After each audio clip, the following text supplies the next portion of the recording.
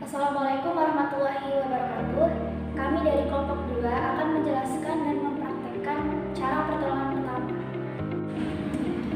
Baiklah, jadi di sini saya akan menjelaskan dan mempraktekkan cara penanganan pertolongan pertama pada patah tulang.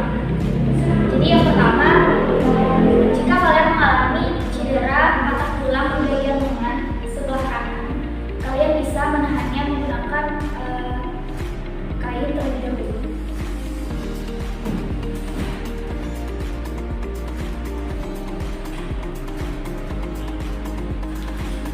Dan pastikan bagian lengan yang terkena cedera itu tidak banyak bergerak.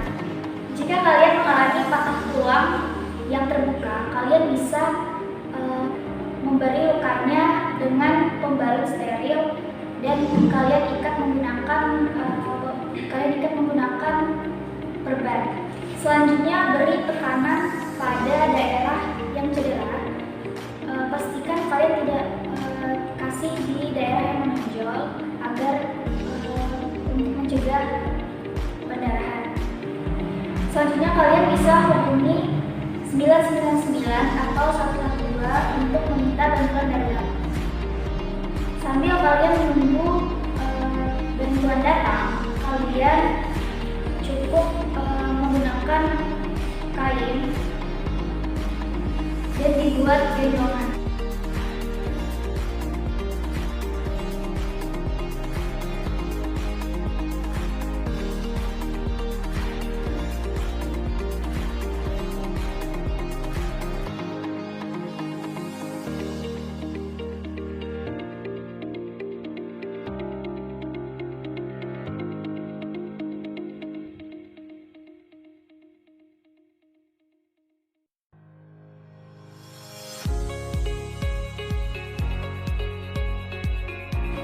Nah, beginilah cara penanganan jika kalian mengalami patah tulang di bagian lengan.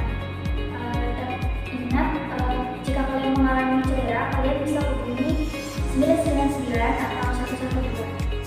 Baik, di sini saya akan menjelaskan tentang benjolan dan lengan. Gejala cedera biasanya seorang mengalami benjolan atau lengan. Benjolan dan lengan mungkin tidak langsung muncul, tetapi kulit masih terasa nyeri, bengkak, dan menyeri.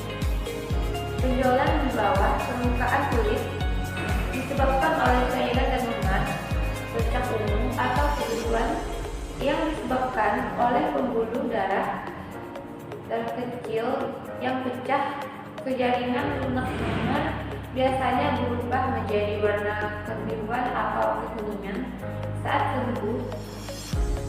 Untuk mengobati benjolan atau memar, Anda perlu mengoleskan sesuatu yang dingin ke kulit Anda. Cukup menempelkannya di sana. Untuk ini akan mengurangi rasa sakit dan membantu penyembuhannya.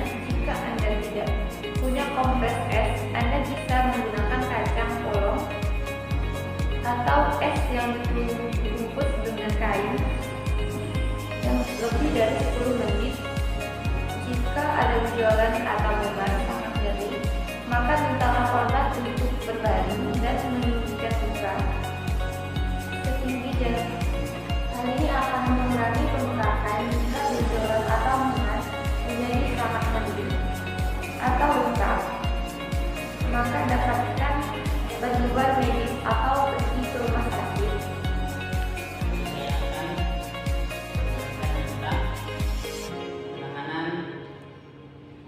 Pingsan.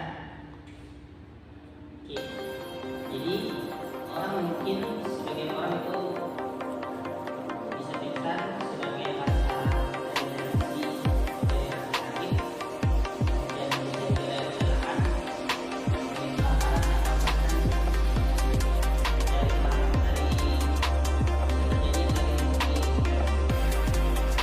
Ini juga dapat terjadi setelah seorang berdiri kemudian duduk dalam waktu yang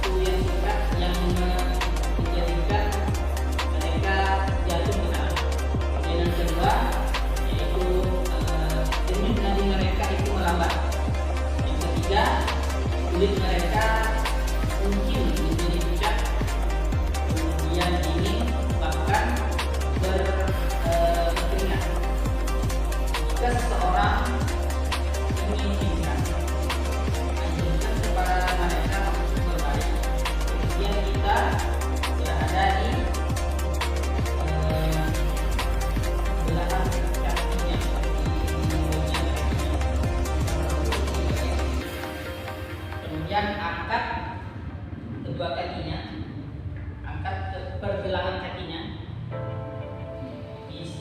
kemudian diletakkan di bahu kita, atau jika ada kursi, gunakan kursi.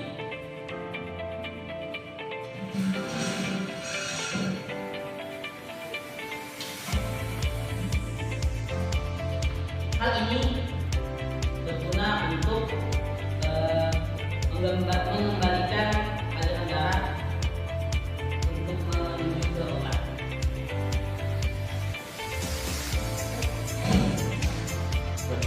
Dehidrasi terjadi ketika jumlah cairan yang hilang pada tubuh dan tidak tergantikan secara memadai. Adapun hal yang utama disebabkan oleh dehidrasi yaitu yang pertama kelebihan keringat akibat aktivitas olahraga, suhu panas atau demam, dan yang ketiga adalah dapat disebabkan oleh limbah atau diare. Selanjutnya ada 4 tanda dehidrasi yang harus dihindari. Yang pertama itu ada sakit kepala atau pusing, yang kedua ada mulut kering, yang ketiga ada mata dan bibir, dan yang terakhir ada urin berwarna coklat serta terang pada otot. Yang pertama, jika terjadi dehidrasi, yaitu yang pertama korban kita bantu untuk duduk. Selanjutnya yang kedua, kita beri banyak air supaya menghilangkan rasa atau kekurangan air dari dehidrasi. Jadi ingat, ketika Anda mengobati dehidrasi, pastikan yang pertama itu adalah memberikan mereka minum yang banyak. Yang kedua, beri mereka larutan rehidrasi oral. Dan yang ketiga, dorong mereka untuk segera menemui dokter apabila dehidrasi tidak kunjung hilang. Yang ketiga, dorong mereka untuk segera menemui dokter apabila dehidrasi tidak. Jika ada mencurigai seseorang terkena stroke, Anda dapat menggunakan panduan PES untuk mengidentifikasi tanda-tanda utamanya. PES yang pertama yaitu facial weakness atau pelemahan wajah. Lihatlah mulut atau matanya, mungkin dia murung atau tidak bisa tersenyum dengan rata. Yang kedua yaitu arm weakness, kelemahan tangan. Setelah mereka untuk mengangkat kedua tangannya, mereka mungkin hanya dapat mengangkat satu tangan saja. Yang ketiga S, speech problem atau masalah bicara. Mereka tidak dapat berbicara dengan jelas atau mungkin tidak dapat memahami apa yang kita bicarakan. Ajukan pertanyaan kepada mereka, misalnya siapa nama Anda, bisakah mereka merespon dengan tepat. Yang terakhir yaitu time to call. Nah, waktu untuk menelpon 999 atau 112 untuk bantuan darurat dan memberitahu mereka bahwa Anda membutuhkan pertolongan cepat mengenai sakit stroke. Sembari menunggu bantuan tiba, biarkan mereka nyaman dan beri dukungan juga yakinkan mereka bahwa mereka bisa sembuh. Jangan beri mereka makanan atau minuman apapun karena mereka mungkin sulit untuk menelannya. Terus pantau tingkat respon mereka sampai bantuan tiba. Jika mereka menjadi tidak responsif, bersiaplah untuk menangani korban yang tidak responsif.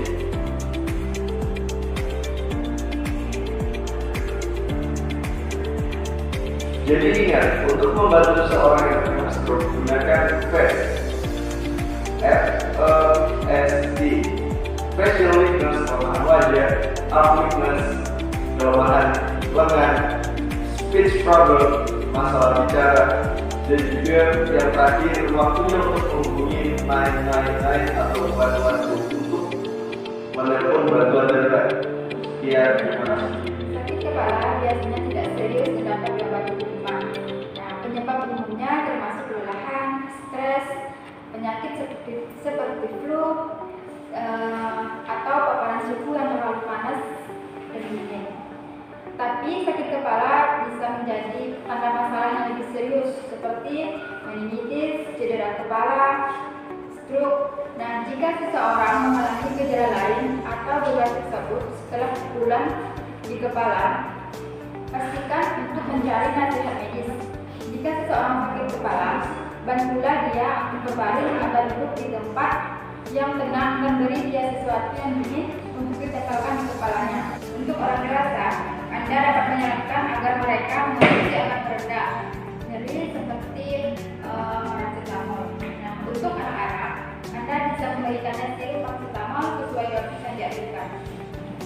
Jika seseorang mengalami gejala lain seperti demam, muntah, leher kaku, dan kepekaan terhadap cahaya, segera dapatkan bantuan medis. Atau jika mereka menjadi tidak responsif, hubungi 999 atau 112 untuk mendapatkan bantuan darurat dan bersiap untuk merawat korban yang tidak responsif. Jika tidak ada kepala, jika sakit kepala tidak mereda atau kondisinya semakin parah, mereka juga harus segera mencari pertolongan medis. Ingat, suruh mereka berbaring atau duduk di tempat yang tenang. Bantu mereka meminum obat menghilang rasa sakit sesuai dosis yang dianjurkan. Dan jika Anda khawatir dapatkan bantuan medis, itulah cara kami mengobati